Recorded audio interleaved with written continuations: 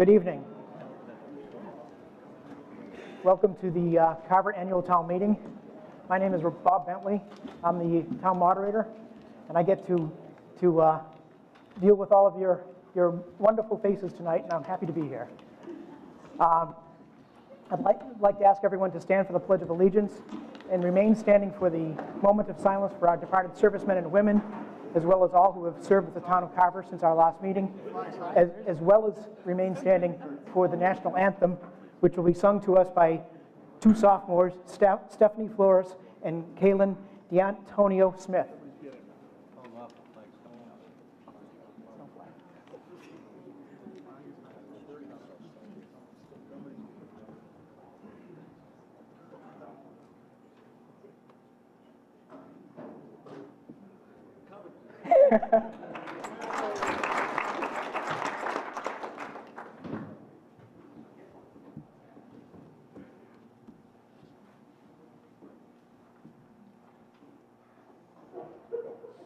I pledge allegiance to the flag of the United States of America and to the republic for which it stands, one nation, under God, indivisible, with liberty and justice for all.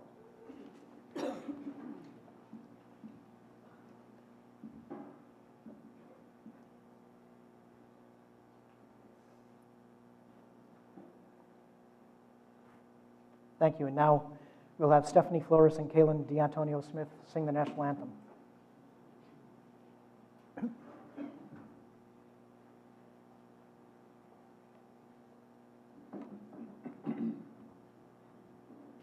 Oh, say, can you see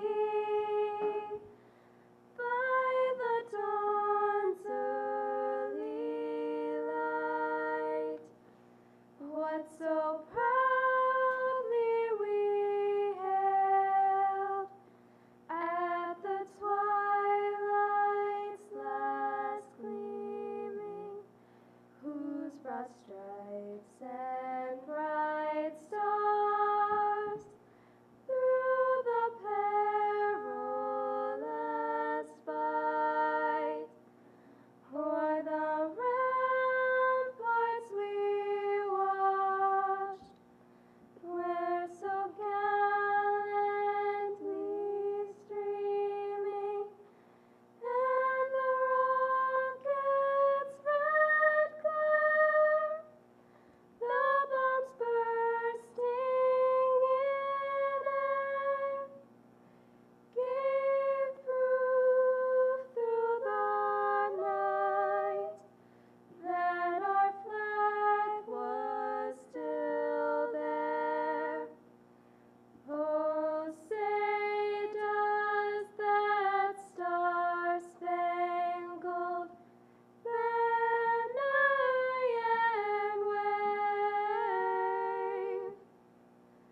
o'er the land of the free and the home of the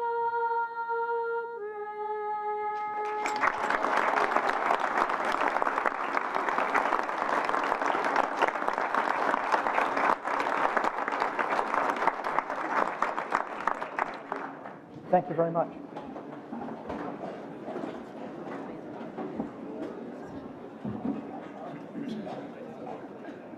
Okay, I'd like to do some introductions of the people at the front dais here.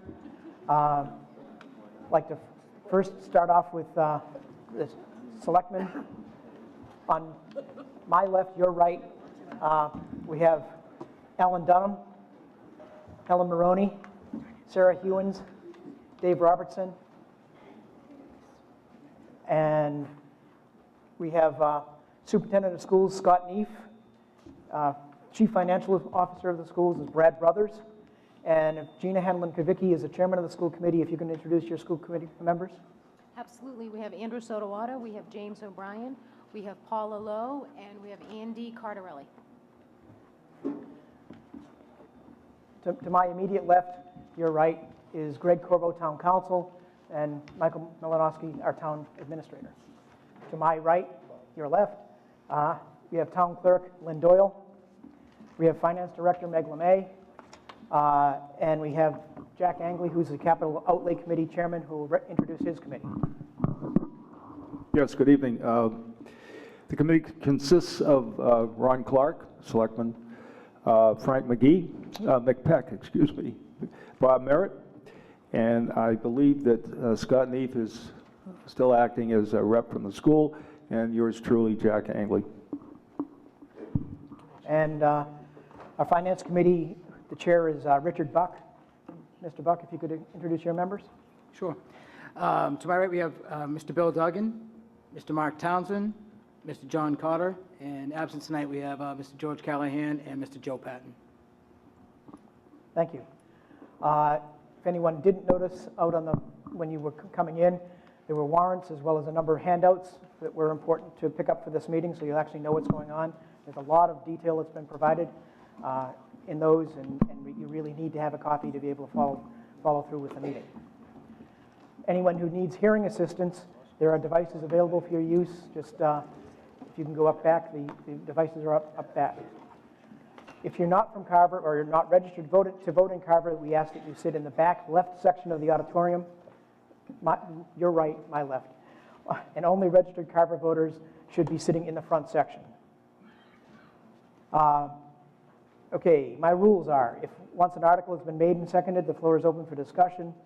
You'll be able to speak on any article. Once you have spoken in the interest of equal opportunity for debate, I will select anyone who has not spoken previously on the article before I will call on you again.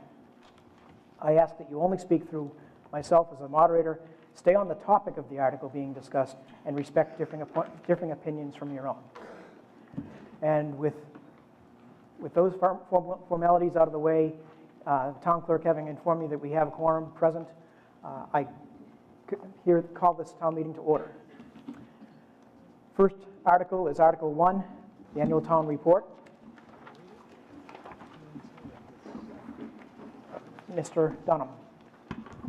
Yes, Mr. Moderator. I move that the town approve the 2016 annual report and to accept the document titled Carver Town Meeting Procedure as the official rules of the meeting, and abolish the Economic Development Industrial Corporation, the School Building Needs Study Committee, and the Shirtlift Park Committee. Motion has been made and seconded. This was recommended unanimously by the Board of Selectmen and the Finance Committee. Discussion. Mr. Belvin. Robert Belvin, 26 Gate Street. Do you have a copy of those rules that we're voting on here now? They're in your packet. I'm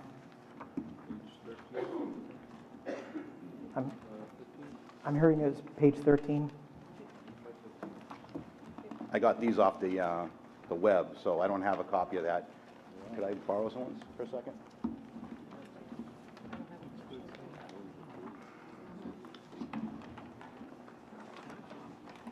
Page 13, you said?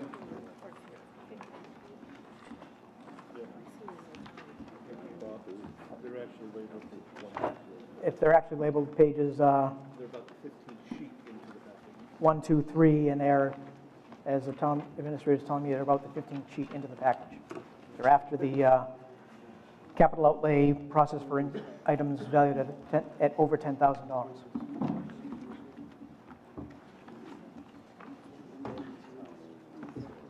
They're the last thing just before the warrant, Bob. Last thing is before the warrant.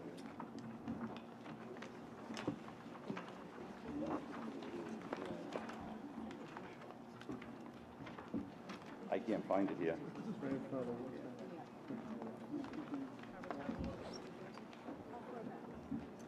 Thank you.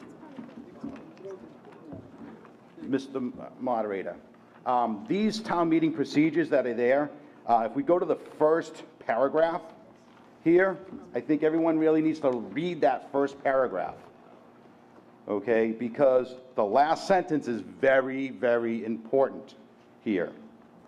As the legislative branch, these town meeting procedures are designed for an orderly and dignified way of proceeding with its business and to protect the rights of individuals to have fair opportunity to express their opinion and propose alternatives. The very first article. I mean, the first paragraph here. First article we have. But if you go further to the next page here, all right, it turns around in the 1, 2, 3, fourth paragraph down, it takes away your rights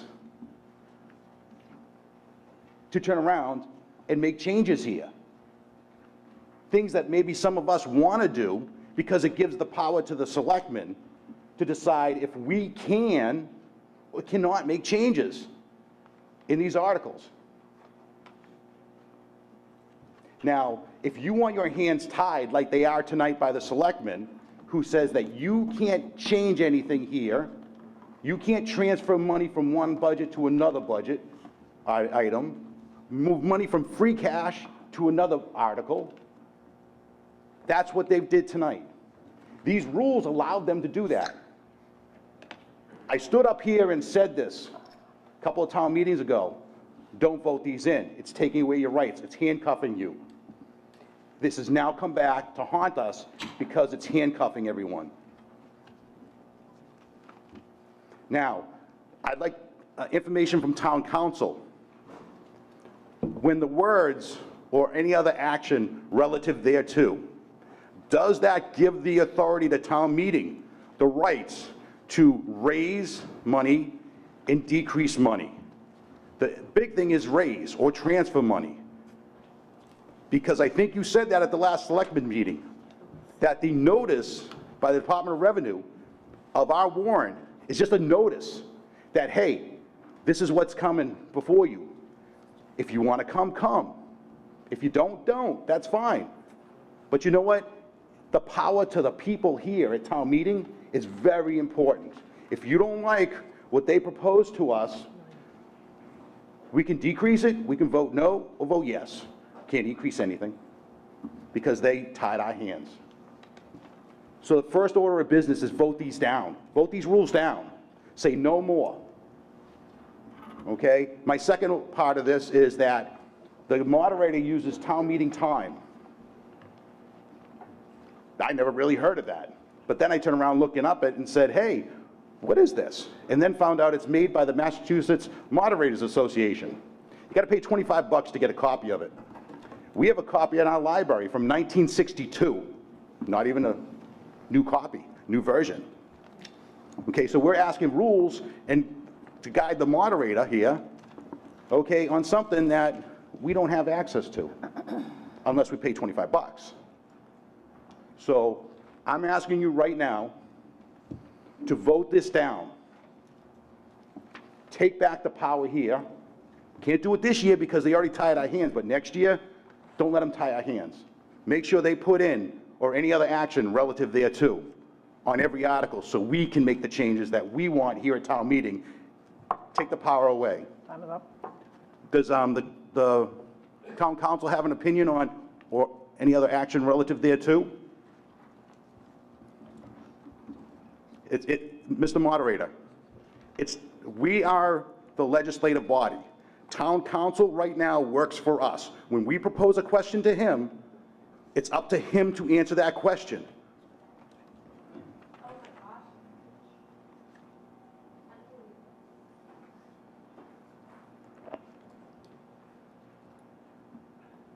Is there any further discussion? With this, Mr. Moderator, everyone vote this down. If someone we pay the bill to won't even answer our questions, vote this down. He's not worth it. I'm sorry. Is there any other discussion? Seeing no movement to the mics, by the way, if you are interested in speaking on an article, you need to be moving towards the mic so that we don't have to wait for you to actually make it to the mic. Okay, action comes on Article 1. All those in favor signify by stating aye. Aye. All those opposed? No. The ayes have it. No, point of order. I asked for a vote. A hand vote, count. I question that, Mr. Moderator. I need 10 people to stand up and question his vote. I'm not sure that Question his vote. Here we go, Mr. Moderator. Mr. Belvin, sit down. I don't believe you need to yell. I don't believe you need to be disrespectful, and I believe you were being disrespectful. Okay. Will the tellers come forward?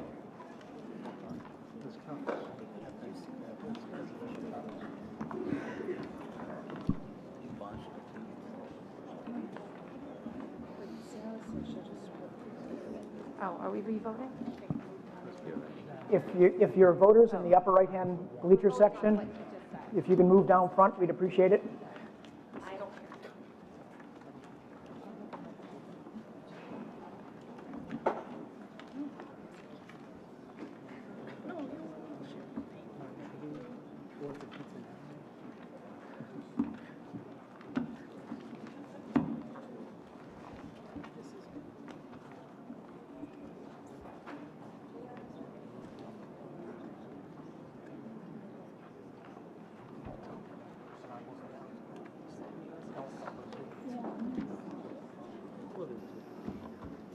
Okay, all those in favor, please raise your card. Keep it raised until I tell you to put it down.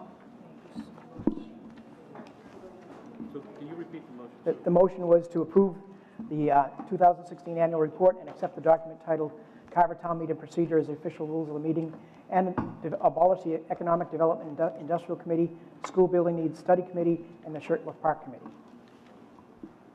All vote, if you're voting in favor, you're voting to pass. Okay, you can put your cards down.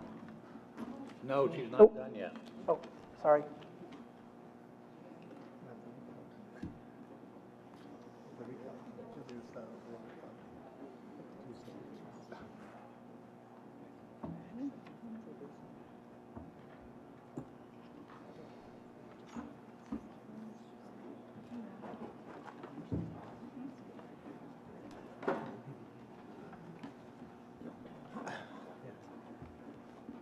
Okay, all those opposed, please put your cards up.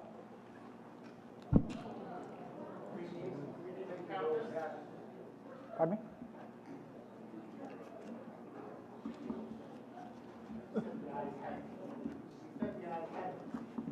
I didn't say that.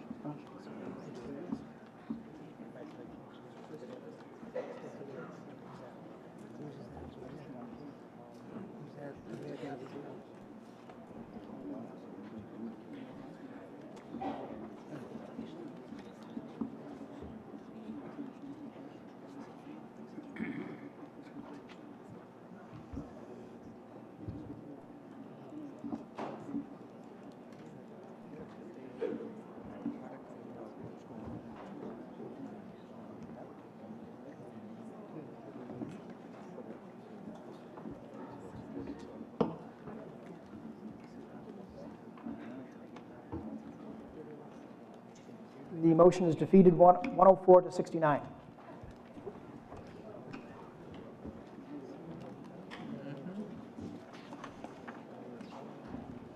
All right, Article 2. Mr. Dunham. Okay, Article 2 is the report of the Fire Station Building Committee, assignment of bond premium from free cash to the new fire station and new fire engines, rescind debt associated with these projects, and return unused funds back to the capital and debt stabilization fund. I move that the town approve Article 2 as set forth in the warrant. Motion's been made and seconded. Mr. Harriman. Thank you, Mr. Moderator. Good evening. My name is William Harriman, 55 Home Street in Carver. I'd like to make the final report of the Fire Station Building Committee tonight. This takes a couple of minutes. Bear with me. We have completed our mission as directed with the opening of the new fire station and training facility. On Saturday, April 15th, the Fire Station Committee will officially turn over the keys to the new facility to the Fire Chief and the Chairman of the Board of Selectmen. Our committee was appointed in March 2014 by Town Administrator Michael Milanowski at the direction of the Board of Selectmen. We held our first meeting on April 10th, 2014, and we held our final meeting this morning. We have held 44 meetings over the last 3 years, in addition to technical review team meetings with town officials, numerous interview sessions, bid openings, site visits, and many out-of-town fact-finding missions to other fire stations. Along the way, our committee had many healthy but very respectful discussions on best practices, value engineering, design features, and many other topics, but never a disagreement. Just an incredible committee to work with. All meeting notices and agendas and meeting minutes were posted in accordance with the open meeting law on the town website and on the fire department website. Every effort was made to keep our residents informed through the process with newspaper articles by Kathy Gallerani of the Town Reporter, and by reports to the Board of Selectmen by our town administrator, our fire chief, and our committee. Your town departments, boards, committees, and town employees were extremely helpful in making this project a success, and we thank all of them for their assistance. Nearly every question we had for them along the way resulted in a comment or a question about the progress on the new fire station.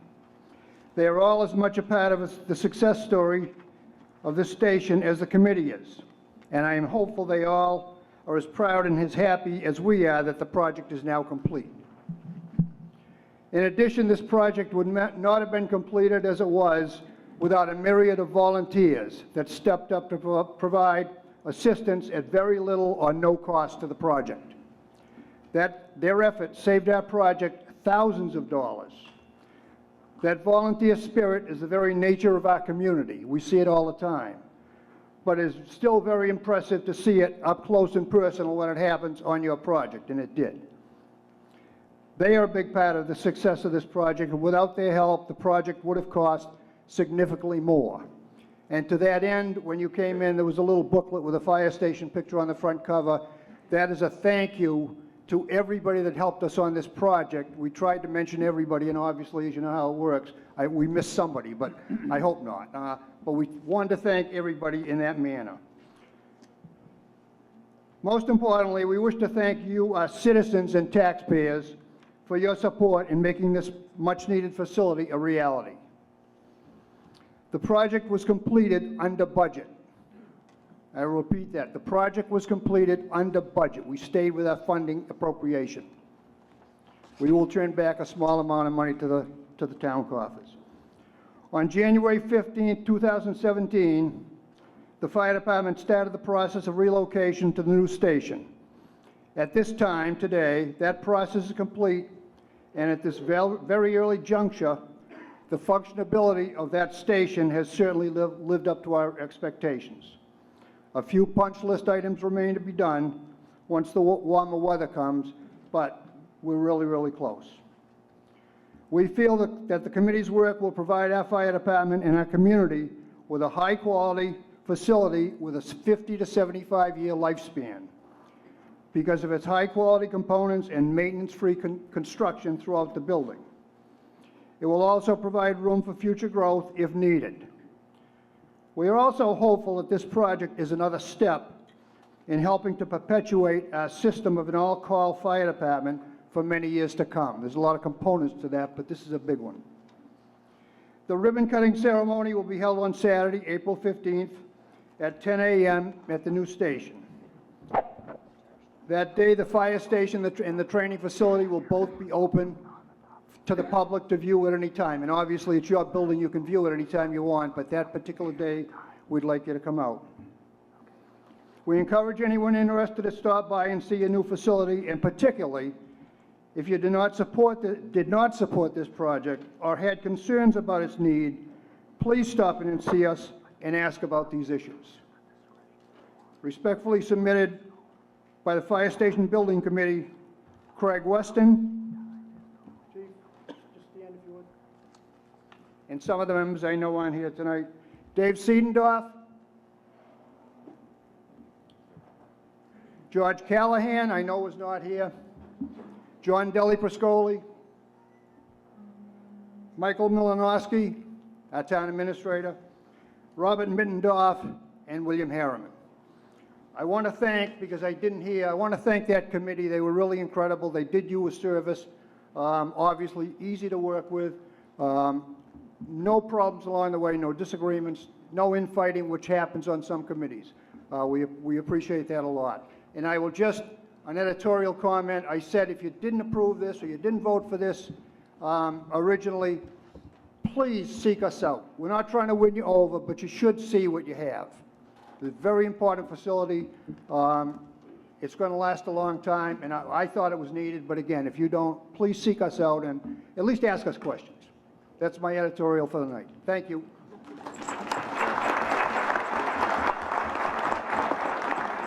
Any further discussion? Mr. Bell? Yes, Oh, excuse me, let the town administrator have a few words first. Good evening, ladies and gentlemen. Just to follow up with what Chief Harriman had to say, the committee that put this project together did a yeoman's job in saving this town a lot of money and putting together a project that we can be very proud of, that's very durable and will last a long time. With that, it's also important to recognize that our call fire department is one of the reasons that this town is able to save about $1.5 million every year. A comparable town to the size of Carver, the fire budget would be around $2 to $2.1 million. Ours is $600,000 that you'll see later on in the presentation. That allows us to repurpose that $1.5 million into other programs, which you'll also hear about later this evening. So that group of those dedicated 75 men and women really help the finances of the town, and most importantly, they actually provide superior service. Their response time is lower than what many full-time fire departments are, and we're able to muster 20, 30, 40 people, depending upon the day of the week, to a fire versus 5 or 6 or 7.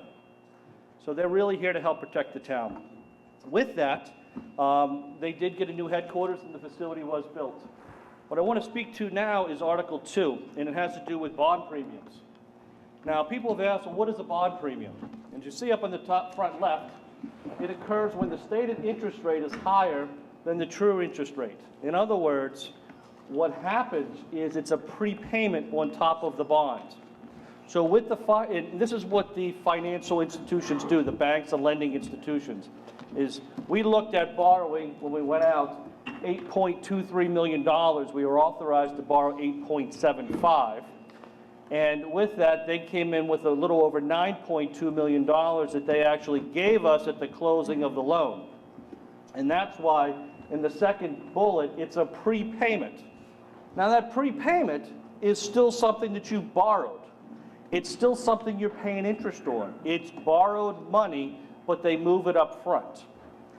And in the bottom left, these premiums are designed to be applied to the project to reduce the project cost so you don't have to borrow as much. That's what a bond premium is, and that's what this article is focused on doing. So if I could go to the table on the top right, what this is the fire station had 3 different appropriations to it that this honorable body provided to the fire department. The first was you were authorized them to borrow $8.75 million.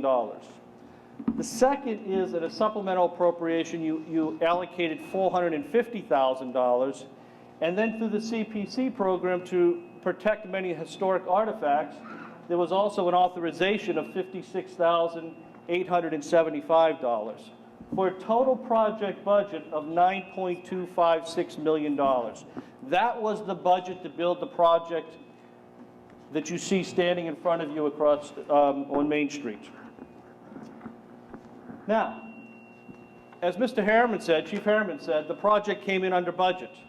The total cost to the project was $9,056,875. And that's what you see, and then that's a total project cost. So what we have available is $200,000 to return back to the capital and debt stabilization fund, which is where all capital projects, debt service, and the original $450,000 of this project came from. So again, the project was delivered under budget, and there's $200,000 that can be reallocated back to the capital outlay project. Moving down, when it comes to the borrowing, we did a $30 million borrowing that included three elements. The first element was $20 million for the elementary school. The second was $8,230,000 for the fire station, and $1,770,000 for buying the 3 fire engines. Those three numbers added up to $20 million. So with that, we still have $520,000 left to borrow on the fire station to complete the project budget, but we received the bond premiums.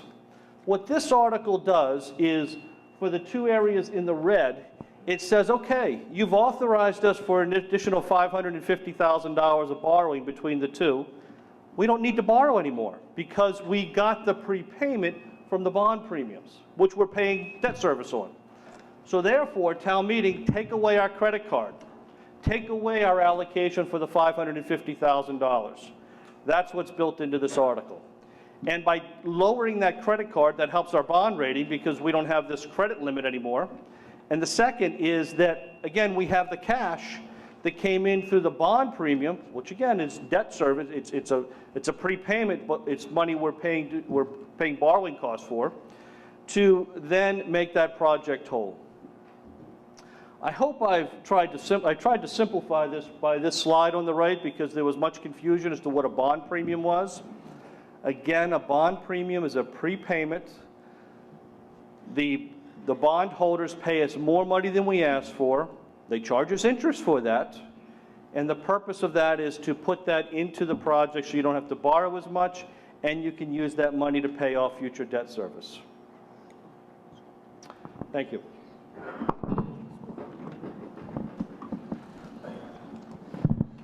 I'll be quick, Mr. Moderator, through you. Mr. Wall.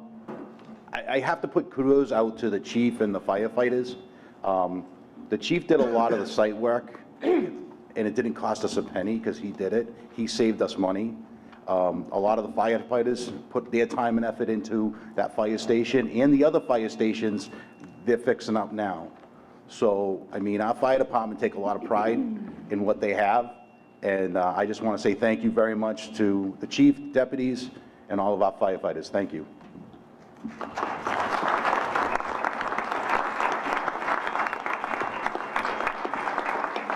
And I didn't mention before, the Board of Selectmen's vote was 4-0 to 1. Finance Committee was 6-0. Any further discussion on Article 2? All those in favor signify by stating aye. Aye. All those opposed? The ayes have it, so voted unanimously. Article 3. Okay, Article 3 is for unpaid bills from previous years. To see if the town will vote to transfer from available funds a sum or sums of money to be expended by the town administrator to pay any unpaid bills from previous fiscal years, including but not limited to the bills listed below, or to take any other action relative thereto. We have $750 for quality medical evaluations for Dave Zodak. Another one for $750, same organization.